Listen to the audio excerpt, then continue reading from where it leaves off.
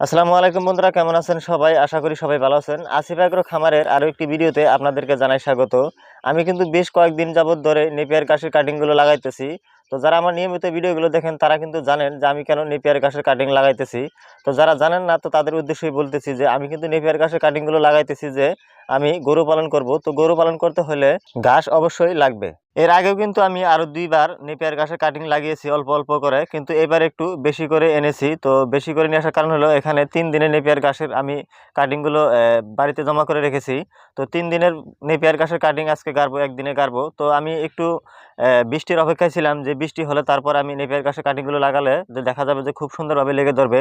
তো বৃষ্টির অপেক্ষায় থাকার কারণে দেখা যাচ্ছে যে আমি যে নেপিয়ার ঘাসের কাটিংগুলো বাড়িতে রেখেছি তো ওগুলো কি হয়ে যাচ্ছে, যেহেতু আমি ভিজিয়ে রেখেছি তো ওগুলো দেখা যাচ্ছে যে আমার ওখানেই গাছ হয়ে যাবে। তো এরকম অবস্থা হয়েছে, কিন্তু বৃষ্টি হচ্ছে না। তো বৃষ্টি না হওয়ার কারণে আজকে ভাবতেছি বৃষ্টি হোক বা না হোক আমার পানি দেওয়া হলেও এখানে নেপিয়ার ঘাসগুলো আজকে লাগাতে হবে, না লাগালে দেখা যাবে যে ওখানে ঘাস হয়ে যাবে। নেপিয়ার ঘাসগুলো এমন একটা ঘাস যে এরা বৃষ্টি পেলে দ্রুত লেগে ধরে এবং কি দ্রুত বড় হয়, কিন্তু বৃষ্টি না হলে দেখা যায় যে যদি লাগানো হয় তো লাগানোর পরে দেখা যায় যে অনেকগুলো কাটিংই মারা যায়। তো মারা যাওয়ার কারণেই মূলত আমি একটু রেখেছিলাম যে যদি বৃষ্টি হয় তো বৃষ্টির সময় যদি তারা ইগুলো লাগাতে পারি, কাটিংগুলো লাগাতে পারি, তাহলে দেখা যাবে যে খুব দ্রুত কাটিংগুলো লেগে ধরবে আর খুব দ্রুত বড় হবে।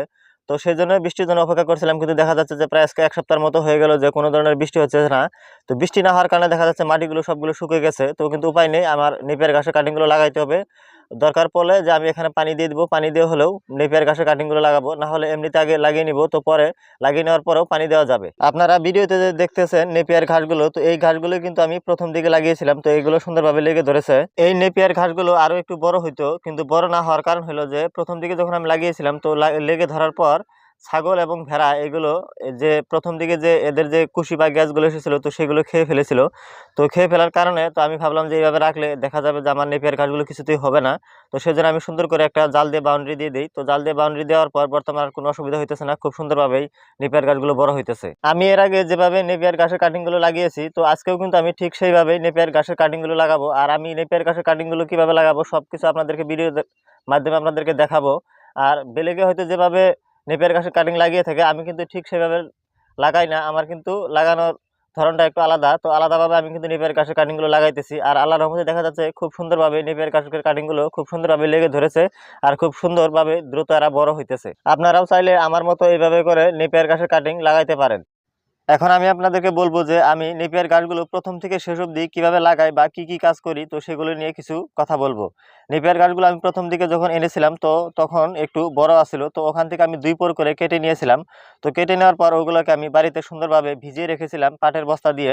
তো আপনারাও চাইলে পাটের বস্তা দিয়ে এভাবে সুন্দর করে ভিজিয়ে রাখতে পারেন। তো ভিজিয়ে রাখার পরে দেখা যাবে ৩ থেকে ৪ দিন পরে আপনারা দেখবেন এরকম করে সুন্দরভাবে দেখবেন গ্যাস হয়ে যাবে। তো গ্যাস হওয়ার পরে যখন আপনারা এটা গাড়বেন তখন দেখা যাবে আপনার একটা কাটিংও মারা যাবে না, সবগুলো কাটিংই লেগে ধরবে। আর যদি আপনার মাটিতে সুন্দরভাবে রস থাকে তাহলে দেখা যাবে আর খুব দ্রুত এরা দেখা যাবে লেগে ধরবে আর খুব দ্রুত এরা বড় হতে থাকবে। আর যদি আপনার মাটিতে একটু রস কম থাকে তাহলে সেক্ষেত্রে আমি বলবো যে আপনারা চাইলে কাটিংগুলো লাগিয়ে তার ২ দিন বা ৩ দিন আপনারা ওখানে গোড়াতে একটু পানি দিয়ে দিবেন। তো পানি দেওয়ার ফলে দেখা যাবে আর একটা চারাও মারা যাবে না, সবগুলো সুন্দরভাবে লেগে ধরবে। তো আমিও কিন্তু এখন যে লাগাতেছি তো লাগানোর পরে এদিকে আমি ৩ দিনের মতো পানি ঢালবো। প্রথম দিকে হয়তো আমি মেশিন দিয়ে পানি দিয়ে দিতে পারতাম, কিন্তু প্রথম দিকেই পানি দিলে দেখা যাবে যে অনেকগুলো গুঁড়ি উঠে যাবে। তো গুঁড়িগুলো উঠে গেলে কাটিংগুলো মারা যাওয়ার সম্ভাবনা থাকে। তো সেজন্য আমি পানিটা একটু কয়েকদিন পরেই দিব। এখন এদেরকে গেড়ে তো গোড়ায় একটু করে শুধু পানি দিয়ে দিব।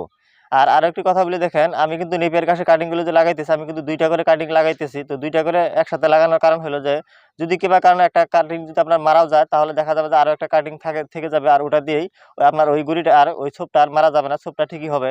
তো সেজন্য আমি ২টি করে কাটিং লাগাইতেছি। তো আপনারা চাইলে কিন্তু ২টা করে কাটিং লাগাইতে পারেন। আর ২টা করে কাটিং লাগালে দেখা যাবে একটা সোফা আপনার মারা যাবে না। আজকের মতো এই পর্যন্তই। ভিডিওটি কেমন হলো অবশ্যই কমেন্ট করে বলে যাবেন। আর যদি আমার এই আসিফ এগ্রো নামে ইউটিউব চ্যানেল আর ফেসবুক পেজটি ফলো এবং সাবস্ক্রাইব করে না থাকেন তাহলে অবশ্যই আসিফ এগ্রো নামে ইউটিউব চ্যানেল এবং ফেসবুক পেজটি ফলো এবং সাবস্ক্রাইব করে রাখবেন। আসসালামু আলাইকুম ওয়া রাহমাতুল্লাহি ওয়া বারাকাতুহু।